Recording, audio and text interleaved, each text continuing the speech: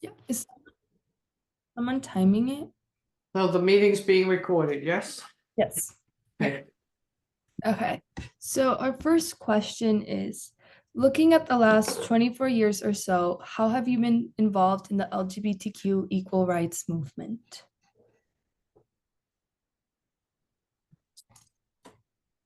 Um, well, I think let me just start with the obvious.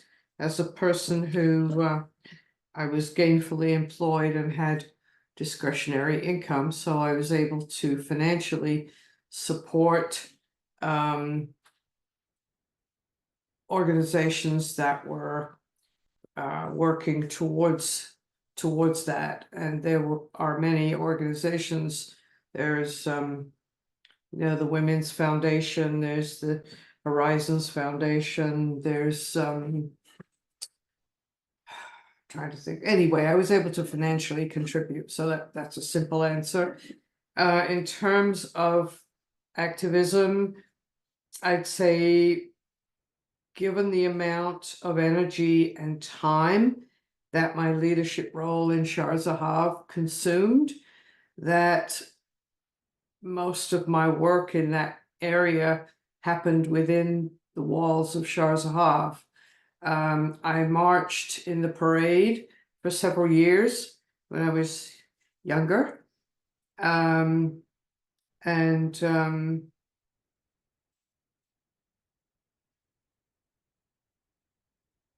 I think that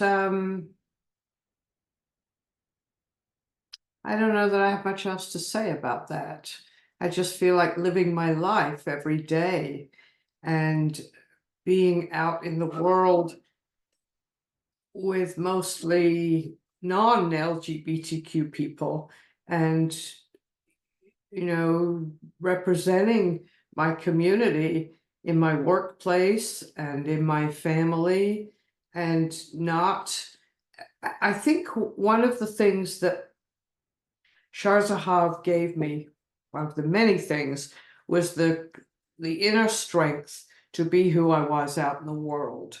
And so when I was out in the world, and when I say out in the world, I'm talking about with non-LGBTQ people, including my own family, including people in the workplace, including people in other social situations. And I felt that I could always say, I could use the term my wife and I are doing this, or my wife and I have just went on vacation, or I was very comfortable using pronouns that or using words that made it clear to everybody that I was not a heterosexual woman, and I was living my life as an out lesbian, and that was how I was going to be living my life. And when you're in the workplace, everybody wants to know what's going on with you. Are you married? Are you not married? Do you have kids? And there were times when that was tricky. Back in the 70s, when I worked in a very conservative organization, and everybody wanted to know what I was doing on the weekends. Like, why are you going to Monterey on the weekends? I was like, well, there's someone there that I'm spending my time with. And that was in the 70s, before I became part of Shar Zahav and before I felt comfortable talking about my life and what I did on the weekends. So I haven't always talked about what I did on the weekends. It's really only been in recent years. Does that answer the question? Yes, thank you so much. Okay. I'm glad that Shahar Zahav was able to give you that comfort of being able to be yourself. The next question we wanted to ask you was your thoughts on addressing legislations and policies such as the Don't Ask, Don't Tell and the Defense of Marriage Act, and where you were when the Supreme Court ruling on marriage equality passed. Well, those are good questions. Except I'm not sure what the question is. I mean, I know what those periods in time were, but can you be more specific about, you want to know where I was when Doma passed, and you want to know what I thought about it, and you want to know what I thought about Don't Ask, Don't Tell? Is that really the question? Yes, your thoughts on the legislation passings. Yeah. Well, I think along with most people in my community, Don't Ask, Don't Tell was shameful. It's just a cop out. It was just a stupid, it was just stupid and insulting, I thought. And how can you tell people to not talk about who they are? Who fundamentally, authentically they are? How can you, it's like putting people in a prison. So I was not in favor of that ruling. I understood what they were trying to do, but I didn't support it at all. There have been gay people fighting for the protection of our countries since the beginning of time. And to suddenly say, well, you can fight, but just don't talk about who you are, that's just shameful, in my opinion. You can die for your country, but don't talk about who you are. I mean, think about that for 1 minute. It's terrible. Okay, so on to Doma. At the time that Doma passed, I had been with my partner, Susan. We were registered domestic partners in the city of San Francisco, which we did in 2003, I think. Yeah, so we were domestic partners, and we never considered marriage because marriage, A, was not accessible, and B, we thought it was an oppressive institution, and we were all trying to build new families that didn't fit into oppressive institutions. When you're in a same-sex couple, all of the roles that are assumed in heterosexual relationships simply don't work. It's just very different. And so we never ever thought about marriage. And I think that both of us, but particularly my partner, who was more of an anarchist than I am, she, I think, she would have thought it was stupid to get married, and why would we need to get married? By the time that Doma came around, a couple of things had changed in our relationship. One, we owned a house together. Two, she had some significant health problems that were not going to get better, they were going to get worse. And I think for those reasons, we chose to actually get married and have a ceremony. And the invitations that we sent out, the title of our ceremony was Because We Can. And as it turned out, her illnesses progressed until she died 2 years ago. And when someone dies and you're married to them, it is so much easier to deal with the aftermath. And I'll give you some examples. I had to cancel her credit cards, cancel her driver's license, cancel her bank accounts, cancel her retirement income. There's a lot to do to shut someone's life down. And I found myself calling all these, telephoning, old-fashioned way, calling all these insurance companies that were situated in the Midwest, or not places that one would think of as particularly friendly to LGBTQ or even aware of the existence of marriage in our community. Anyway, I have a couple of times had this experience where I would call to say, I'm reporting the death of somebody, and you need to cancel the credit.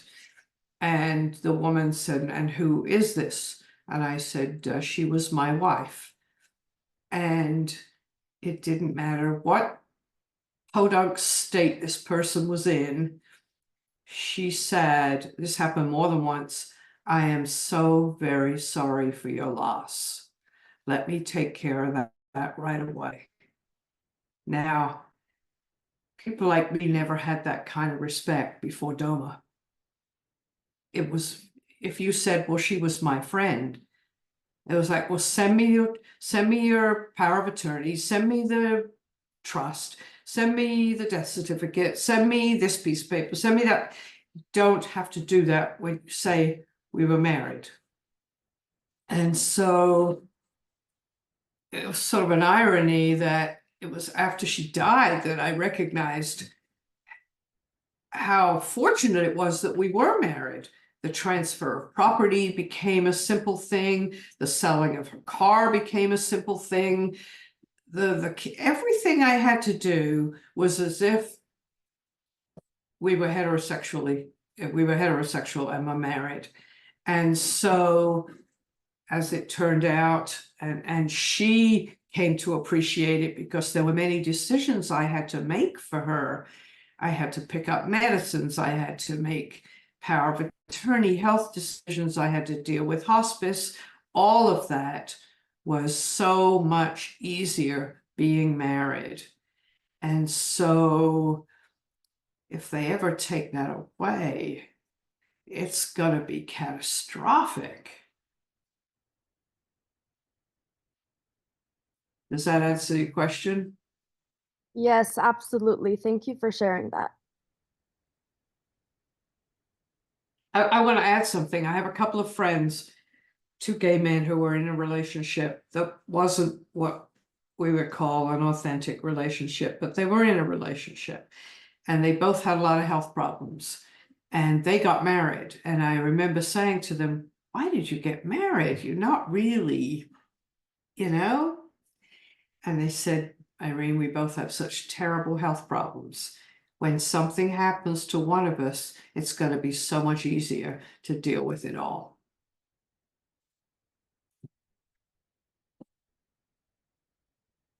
So, Thank you for have any that. of you thought about any of that? You're too young, or I don't know. No, not really. Not currently. Yeah. But for the next question I have for you is, sorry, let me pull it up. Did you participate in marriage equality efforts? And if so, how? And if not, why? Well, marriage equality efforts. Well, I certainly signed every petition there was. And I certainly voted for it wherever it was on a ballot. I advocated for it, as I've said, in my personal life, in my encounters with other people who were like, why do you want to get married? I mean, you poo-pooed marriage your whole life, never showed up at anybody else's wedding. Right, because I was so pissed off that you could get married and I couldn't. I didn't go to many of my family weddings because I was just pissed off. Like, why should I? You're never going to come to mine. So I am an activist in my own way. I did not participate politically. That's not who I am. But I did do my bit.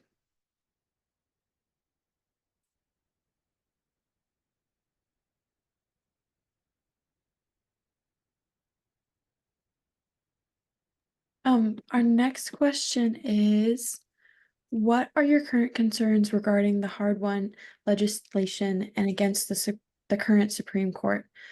What can we do to form your perspective? How does the congregation play a role? Which Supreme Court decision are we talking about?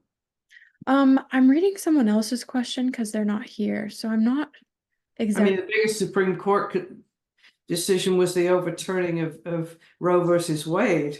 Is that what we're talking about? I think so, yeah. I think so. Okay, what do I think about it? It's a shameful abomination, and it's humiliating that women have to fight for the right to make decisions about their own bodies. It's disgusting. It's absolutely disgusting that men are making these decisions about women's bodies. Men who don't know what it is to be pregnant, don't know what it is to have a miscarriage, don't know what it is to be in an abusive relationship, don't know any of this. They're the ones making these stupid decisions. I feel that most of America thinks this way, actually. And I think that the tide is going to turn, and it will turn either because states are going to create their own legislation, or somehow they're going to find a way to turn the clock back into a federal right to be able to control a woman to be able to control her own body and make her own decisions about whether or not she's going to have a child.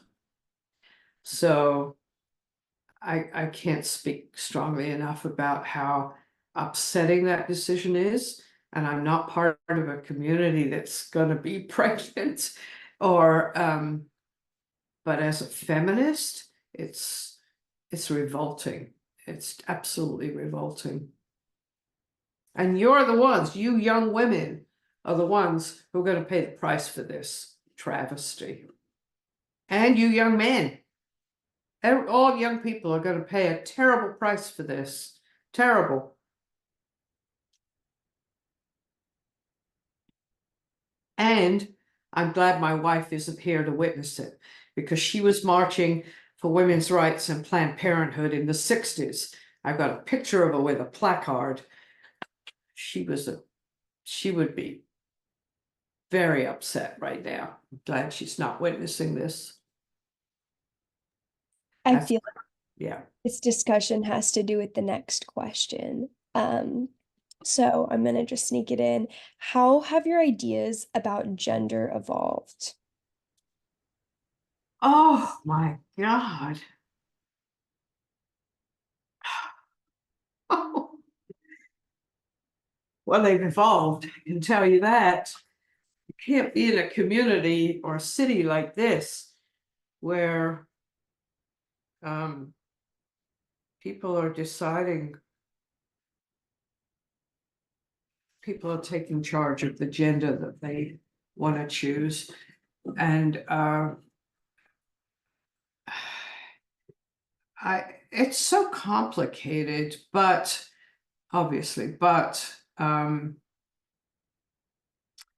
I'm well aware, just in my own being as a small child, of feeling that I felt when I was a little girl, I felt like I was a tomboy.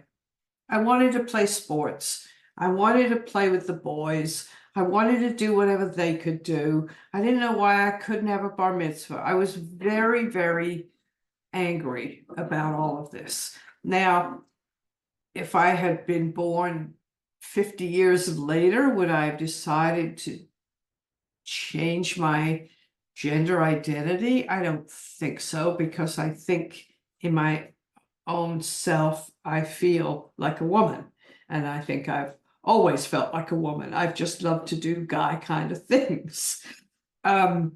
So I do know that many people are very clear about being born into the wrong body.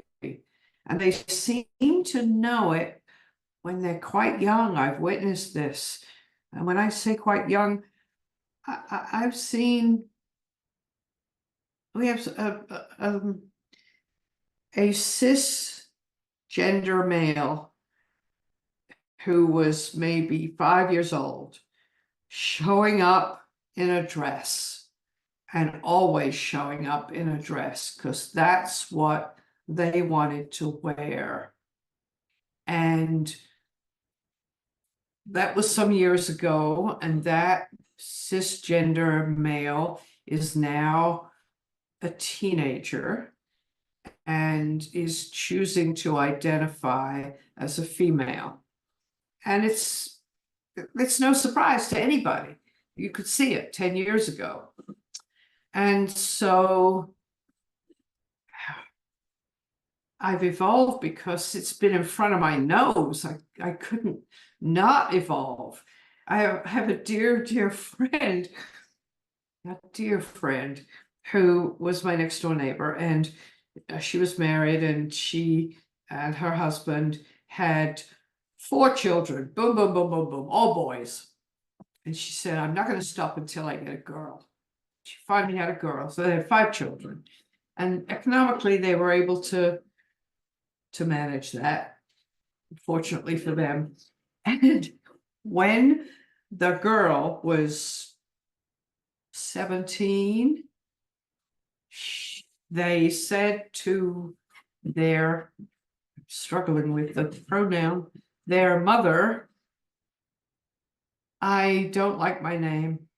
I'm changing my name, and it's going to be a gender neutral name. I'm not going to say what it is because this is getting recorded. And I don't want to be referred to as your daughter. I'm taking the they pronoun. And here's my friend who, was determined to have a daughter. Now she's not sure what she has. So this has been in front of my nose for the last 20 years. And I see people, I must confess that when we started to have trans members, I got uncomfortable. It was like, I wanted to know, well, what are you? Who are you? What were you? What do you want to be? I was uncomfortable for some time, and over time, I'm just accepting who they are, whatever they've chosen. It's complicated, though. It's very complicated. Anyway. I feel like you kind of started to talk about this a little bit, but how do you think the congregation has sort of evolved around gender, and how do you think the congregation itself takes on those ideas as they evolve? Oh, we've come a long way, baby, as they say. We've really come a very long way. I think I told you what it was like in the beginning, and now everyone's very sensitive to the issue, and everyone understands the sort of natural. No, I don't want to go down that road. Everyone understands that even if you feel uncomfortable with this topic, or you weren't raised to respect women as equals, you're going to have to, in this time, in this era, in this place, in this building, you're going to have to, because no one's going to let it slip by. So the shocking, I don't know if you know this, but a lot of people who live in San Francisco, like myself, say the only problem with San Francisco is you can't go anywhere else. And Shar Zahav's a little bit like that.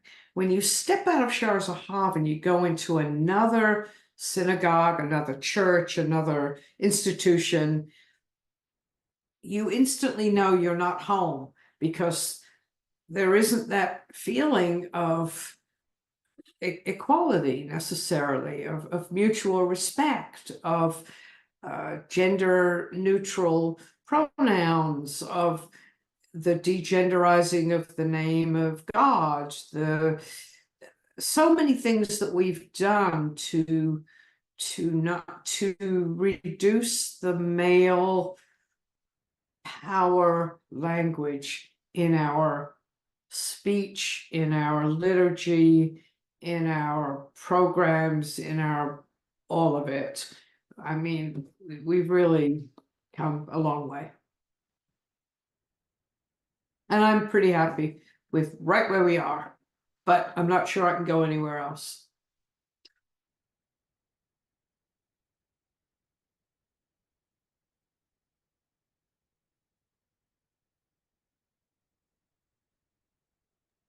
I just wanted to take it back to last week. If you had thought about that question regarding any like memories or experiences that took place from 1981 until the early years. I knew you wouldn't forget. I knew you wouldn't forget. You know, my grandson graduated yesterday, and I've had house guests at his graduation, and I've been cooking, and to be perfectly honest, I've been incredibly preoccupied, but I did look at my notes and I said, I bet she doesn't forget. And personal stories from 1980 to 2000, right? Yeah. Oh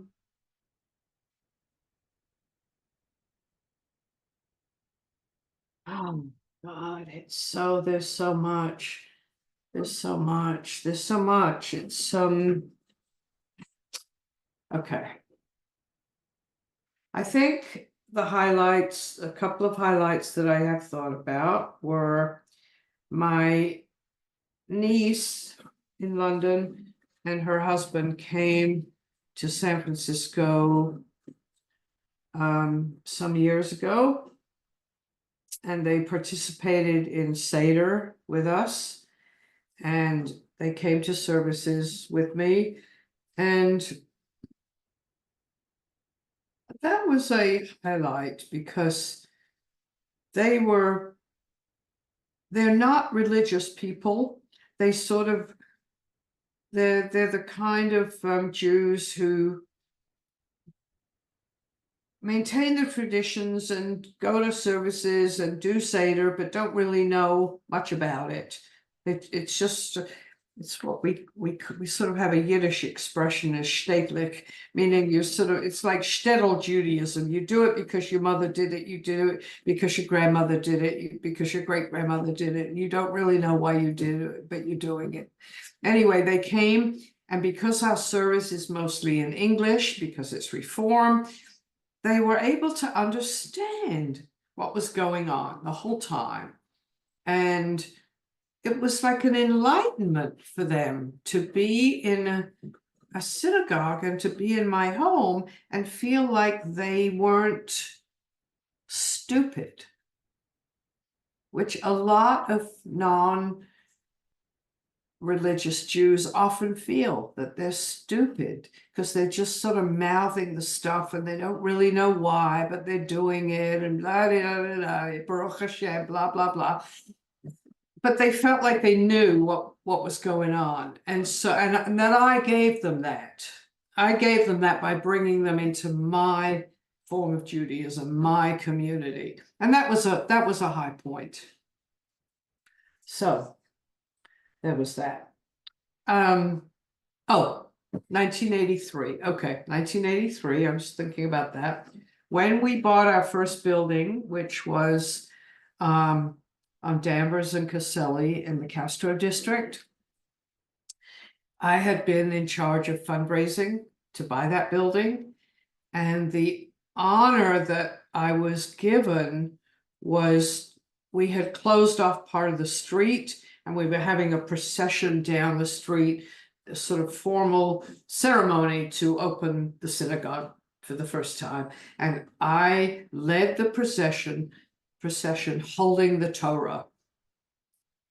And that was pretty intense. That was pretty intense. First of all, women never got to hold the Torah. They never got to touch the Torah. and in where the shul I came from.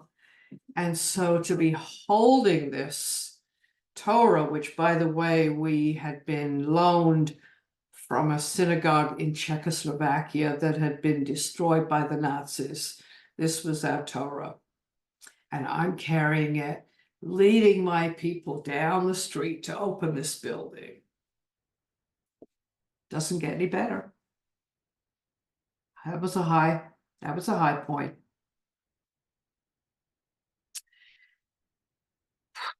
So that's a hard act to follow. I'm going to leave it there, but I knew you wouldn't forget. We also wanted to ask about your personal experiences with the Holocaust. The Holocaust. Yeah, I knew that was coming. So I grew up in London, England, immediately after the Second World War.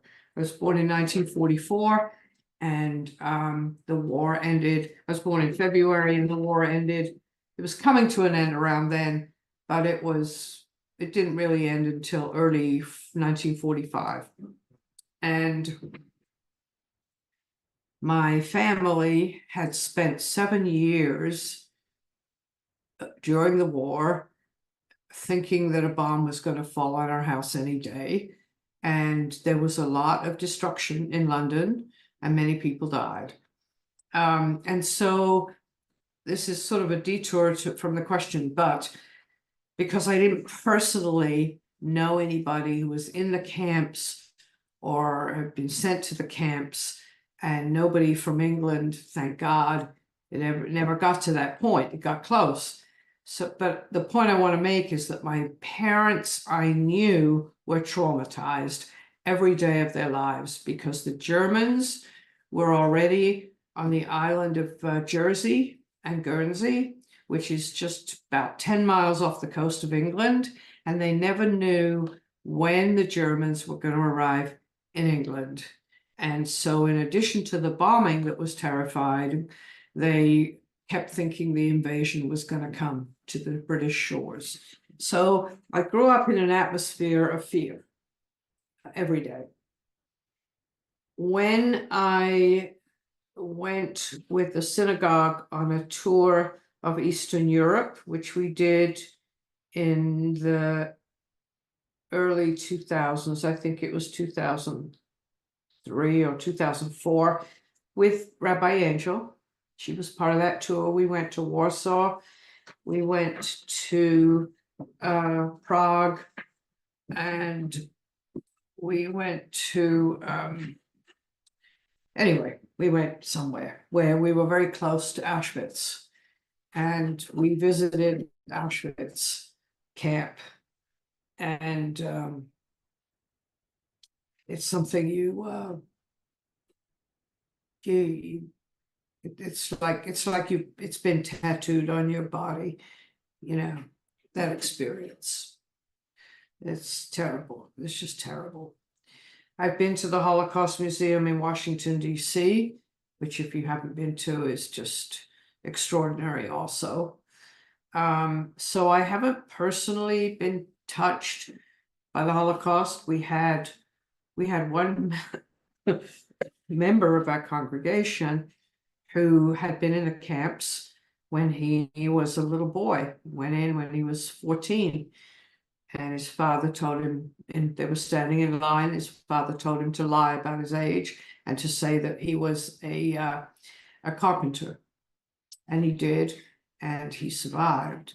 But he had a tattoo, and he became a very successful businessman and very wealthy, actually. But he told me two things that I'll never forget. One was, this speaks to the Jewish sense of humor. After he got out of the camps, and his father got out of the camp, and his mother got out of the camp, and it's one of these mystery stories where, like, his mother was in Amsterdam or Paris or somewhere. Everybody had to try to find each other. And I don't remember how he did, but he found out that his mother was living in Paris, and he went to Paris to find her.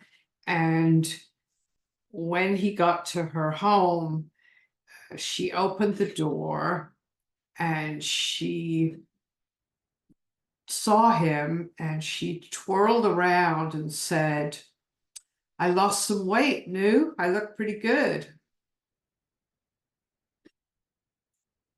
Of course she lost weight.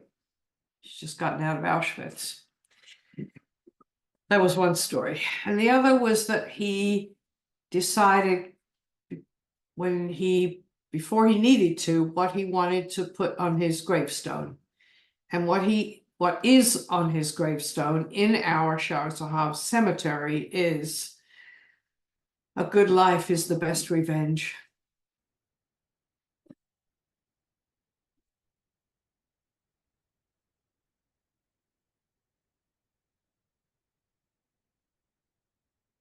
I think that's all I can say about that.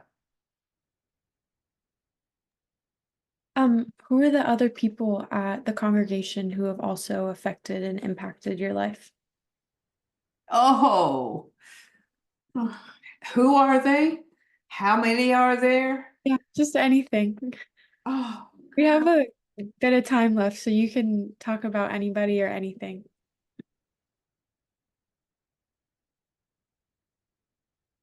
well, I think I mentioned to you that I had only been to services 2 or 3 times when one particular founder asked me if I would chair this huge conference of gay and lesbian Jews.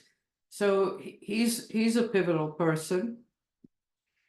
The person that I ended up co-chairing that event with is a pivotal person. I learned so much from him.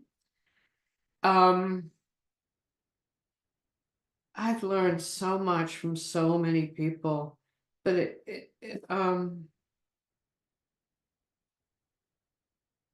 mostly I've learned about how to listen, how to understand other people, how to know how their background affects their life today.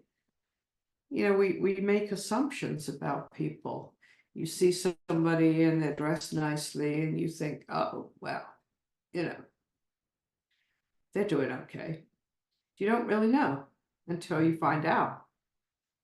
And so I remember in the early days, I do remember one person in particular.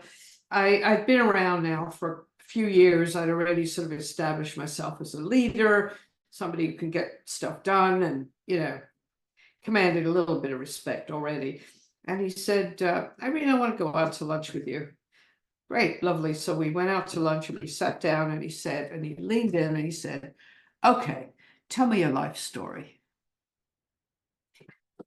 Just start from the beginning. Who are you? Where'd you come from?"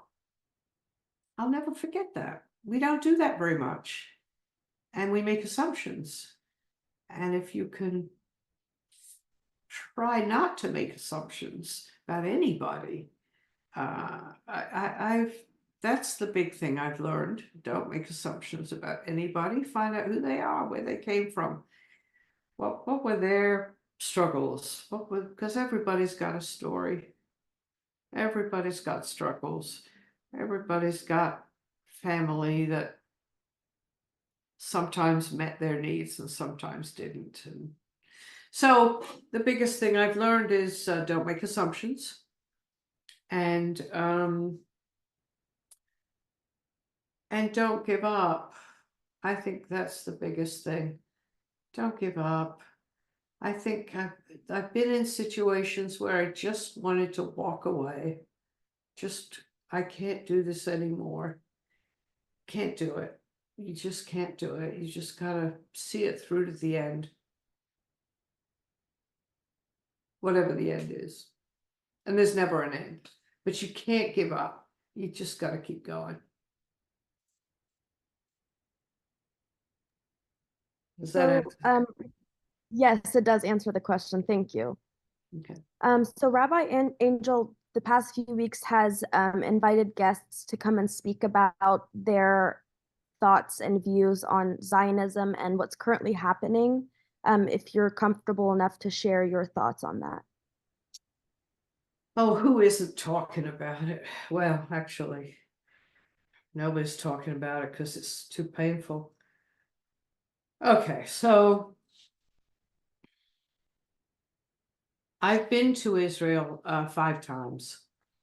And I've been that many times because I was an athlete. And you may or may not be aware that Israel has put on the Jewish Olympic Games, the equivalent of the Olympic Games, called the Maccabean Games. And they have them every 4 years, just like the Olympics. And Jewish athletes from around the world come and compete in all the same sports as the regular Olympics. And I was chosen to represent England twice and the United States once. I played international table tennis, which in Hebrew is tennis shulchan, and I learned to count in Hebrew up to 21 because that was how you scored the game back then. It's gone to 11 now, but anyway. So I've been to Israel many times as part of a team, and I've been twice as a tourist. And it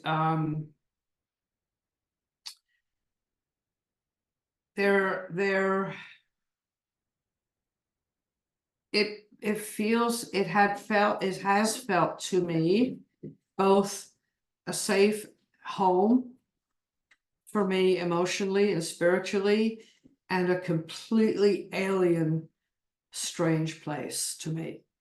It's the desert, and nobody points that out to you because there's this bunch of like white people living in the middle of the desert, and it's very, very strange.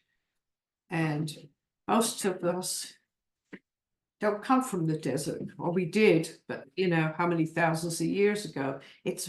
So it feels like a strange place, and I'm digressing a little bit, but this is where I'm going with it. As someone who grew up in England, where civility has or used to have a very high value, this was a very rough and what felt like uncivil society. People were very aggressive with each other, very pushy, very determined. It was a very foreign feeling to me. I remember being in a line to go into a cinema. When the doors opened, I thought I was going to be crushed in a stampede like at soccer games. So as a person growing up in the UK, going to Israel, I felt like a total wuss. You know, what am I doing here? But as a Jew, you know, when everything shuts down on Friday afternoon and everybody's quiet, and I knew I belonged. Okay. So how do I feel about Zionism?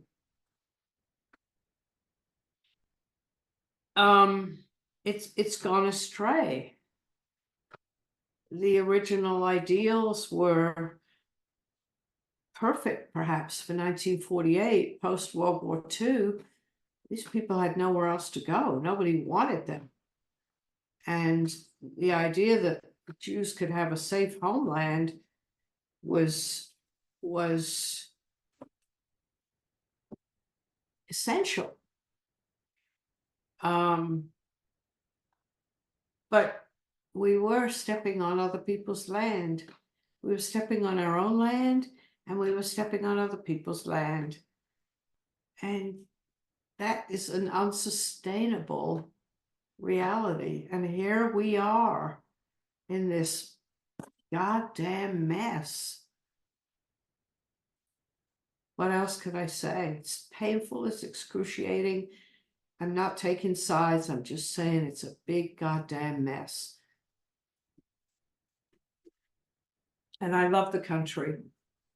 And I hope that somewhere there's a silver lining. I don't know where it is. Does that answer the question? Yes, it does. Thank you. I agree. It's a lot of healing that needs to be done. Yeah. Is there anything that we haven't asked you that you'd like to share with us? Well, you've done such a good job. Your questions have been really challenging to address, and I'm very impressed, as I think I mentioned during one other session. I feel like we've covered a huge amount of territory, and I don't think. Well, okay, here's something that you haven't asked me, and maybe it's not part of, well, anyway, I'll just say it. Are you curious about the children who have come through our school and who go out into the world as children of our community? Yes, Because absolutely. they are different. They are different from other kids. They've been exposed to two moms, two dads, two grandmas, two grandpas, three grandpas, whatever, and they don't fit in a box, and they're not going to fit in a box ever.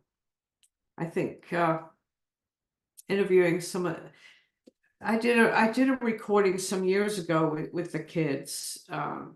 Maybe Rabbi Angel has shown you that at some point, but anyway, I think the children of our community are interesting to look at.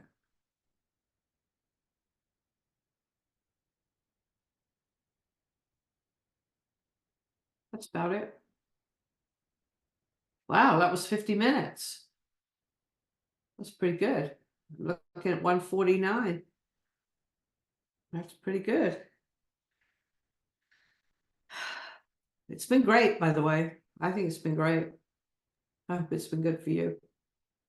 It has been. We've learned a lot. So thank you for that. We really Good. appreciate that. It's definitely helped with our learnings of this course. Good. Good. Yeah.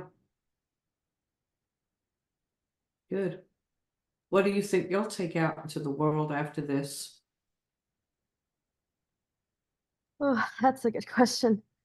Hopefully I can bring more understanding to and help people see different perspectives. Because for me personally, this class has taught me and shown me a lot of different perspectives that I haven't really seen or heard before. And so to be able to transfer that to someone who hasn't, I think will be really impactful. Yeah. Yeah, it's good. I agree with what Jasmine was saying. I feel like a lot of this class has been like learning about where a different perspective comes from, and also like the diversity that exists in having different perspectives on like all these different primary identities like Judaism, queerness, even feminism. I feel like having those backgrounds and understanding where those ideas come from are really essential in like having these conversations, and especially like seeing and learning about a community like the congregation has been so impactful in understanding like where our efforts really go towards. Good. Good. I think we're all more alike than people think we are. Absolutely. I think sometimes it's just hard for people to see how similar they are to someone if they look different or think different, but we're all the same at the end of the We're all day. the same. We all want the same things. We Absolutely. all want the same things. Yeah. Yeah. All right, Laura, we're at 51 minutes. We should be seeing something happening. I think it said something about 13 more minutes. I don't know if anybody else caught it. Oh, I didn't see that. Was that in the chat or? It just I appeared believe like Rabbi sent a little message. We have more time? Okay. Well, I'm here. could you maybe talk a little bit more about like why you think that the children involved with the congregation turn out to be so different, or how do you see, in what ways are they different from like other youth? So, when I read in the paper and watch the news about violence in schools, which seems to be caused by bullying and kids picking on other kids because they look different or sound different or walk different or dress different. I know that none of the kids that have come out of our community are ever going to be involved in anything like that, because they've been exposed to all these different people who walk differently and talk differently and dress differently and think differently. And so they just are kind of almost immune to it. My grandson went to Harvey Milk Civil Rights Academy, which is in the Castro, and every once in a while we'll drive around the Castro to pick up something from a store or somewhere, and there'll be some naked man walking down the street, and he just doesn't even notice. He's just like, oh, there goes, there, look at him, there it is. Because he's seen it since he was 5 years old, you know? And he's seen two men holding hands. He's seen two men kissing. I mean, he's a totally straight dude. Let me just make that point. My grandson is like Mr. Straight Dude. And, but he's grown up in the Castro. He's seen it all. And it just doesn't bother him one bit. And that's what I mean. You read about, well, they picked on me because I was wearing a pink shirt. So they shot me, you know, or whatever, beat me up. That, I mean, these kids are different. They've seen it all, and they know that everybody is the same. Everybody wants the same things. Doesn't matter how you look or how you walk or how you talk. Everybody wants love. Everybody wants affection. Everybody wants respect. Everybody wants to feel worthy. Everybody wants that.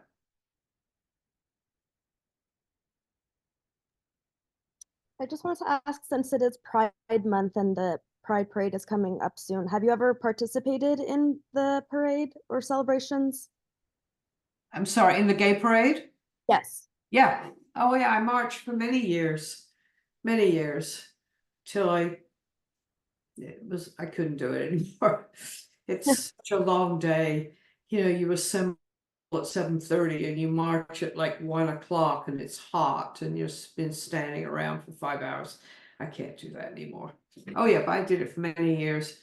Held the banner, waved the flags, sang the songs. Yeah, of course. It was great. It was great. Very affirming. And yeah. I know it's Pride Month right now, and I was wondering, are you doing anything to celebrate Pride Month? Well, I'll probably go to Pride Shabbat, which we always have in June. I'm probably not going to go to the parade for all the reasons I mentioned. That'll probably be about it.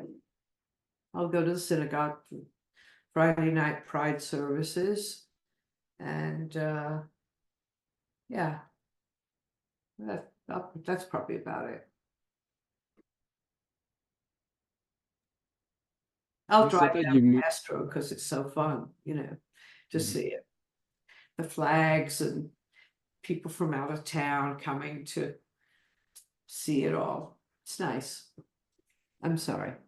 Oh, no, no worries. I know you said you moved to San Francisco when you were 24, right? Yes. Have you been anywhere since, or have you just stayed here this whole time? Oh, Like I've been back to move visit like many, living many wise? times. Many times. I was just there in April, and I'll be back in October. Um, my sister, I have an older sister who has dementia, and so I go as often as I can now, and I have this expanding family of nieces and nephews and kids and toddlers, and it's very enjoyable for me to spend some time with them. And they think I'm very cool. It's very cool to live in San Francisco, be a lesbian, apparently. So, yeah, I have a little, yeah, they think I'm very cool. We think you're cool too. Oh, thank you. I wasn't pushing for that. No, we love hearing your stories. Sorry. We love hearing your stories. Oh, good. Oh, good. I'm so glad. I think my pals also are doing a good job. Alan tells great stories too. We've all been enjoying this. We've talked to each other and said how meaningful it feels to us to be able to tell our stories. You know, this is a very ancient kind of way of passing on history. It's been lost a little bit as families, particularly in this country, where families tend to move away and you don't have multi-generational families living in the same city, let alone the same house. So, you know, those stories in the past where you had your grandma living with you, or and you'd hear stories from another generation, that is harder these days. Doesn't happen very much. I don't know. Am I right? No, I agree. I think that storytelling is the best way to pass on knowledge to future generations. And Yeah. my grandmothers have both taught me a lot with their storytellings and stuff. Oh, that's great. That's nice to hear. That's nice to hear. Not everybody has that opportunity. Oh, Yeah, I've been very lucky. yeah. We have another person. Hello. Hi, my Wi-Fi went out, so I came back for like 2 minutes, 1 minute. Oh dear, that's terrible. Well, do you want to ask me something? Because I'm sort of, yeah. Um, well, I missed whatever you have been asked, but I guess I don't know if someone already asked you this, but when my Wi-Fi went out, we were talking about the Holocaust, I think. Um, and I don't know if you finished talking about it, but how did that shape the way you feel about Israel, or like your nationalism towards Israel, I guess? Yeah, I did talk about it, but I'll talk about it again. As a person of the age that I am, who grew up right after World War II and knew enough people who had suffered in World War II, both in United Kingdom, where I grew up, and in Europe, on the continent, Israel was essential because nobody was taking in the Jews who needed somewhere to live. And there were millions who just were homeless, stateless, countryless, no papers, no nothing. And so being able to start a new life in a country that felt safe and was their own made Israel essential for the survival of the survivors. And there was an idealism there that was rooted in socialism. I mean, the whole kibbutz movement was rooted in socialism. Let's take care of each other. Let's grow food. Let's feed each other. Let's educate our children in communities so that they're socialized. Let's take care of the land. Let's plant trees. The vision in the early days of those kibbutzniks was a marvelous one and essential for the time. As the populations have grown and as they have taken more and more land, we see the consequences of stepping on land that is yours and was yours, but is also someone else's. And I don't know how it's going to shake out. It's pretty scary and saddening.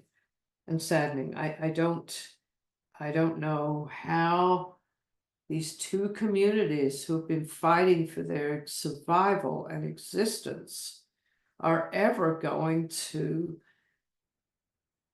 be able to coexist in any way, whether it's a two-state solution or not. Two-state solution is not going to change the fact that there's just a dividing line between two different cultures. It's just going to be a two-state solution.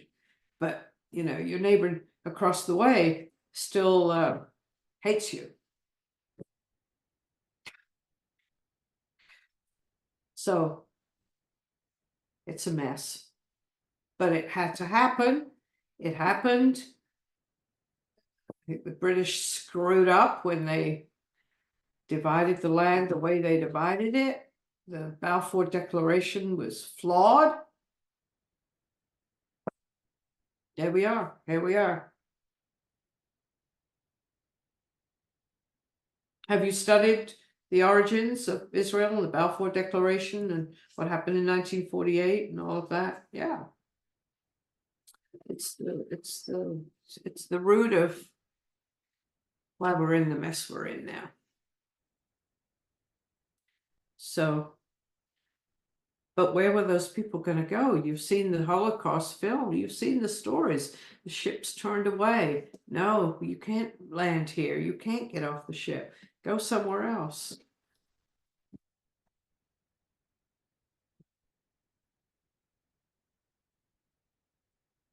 So that's the best I can answer that question.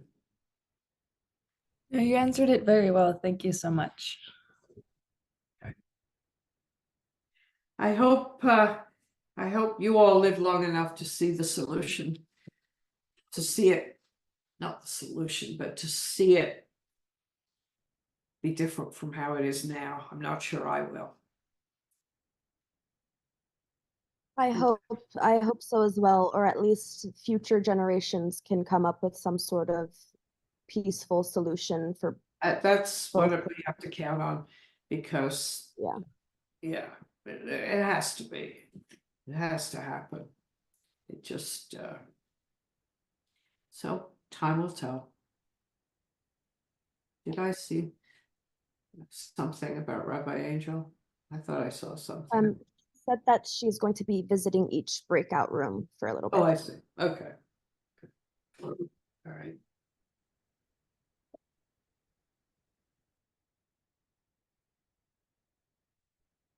Have you been to the Castro? Yes, Go ahead. Yeah. The school for these kids is just around the corner. Oh, there she is. Hi, I just want to take a minute in this context to join your group and to thank you for engaging in this project. To thank you, Irene, as a volunteer, to contribute your time and energy and openness and open-heartedness in sharing your stories, and to you students for listening so carefully and respectfully and with curiosity, recognizing that you now are the bearers of these stories and the transmitter in the transmission of this legacy and our people's legacy stories. And so, yeah, I'm grateful. Irene, I've known you since the beginning of my arrangements with Congregation Sha'ar Zahav, and I continue to appreciate how we can influence others with our kind of brave new ideas. And I'm going to bring all the classes, all the rooms back together, but so take another few seconds to wrap up. But formally, I just wanted to be sure to say that. Thank you for inviting me. It was a great pleasure. Awesome. Well, here's to more. Okay. Everybody's pictures are going to get smaller in a moment. Or going to get shrunk. The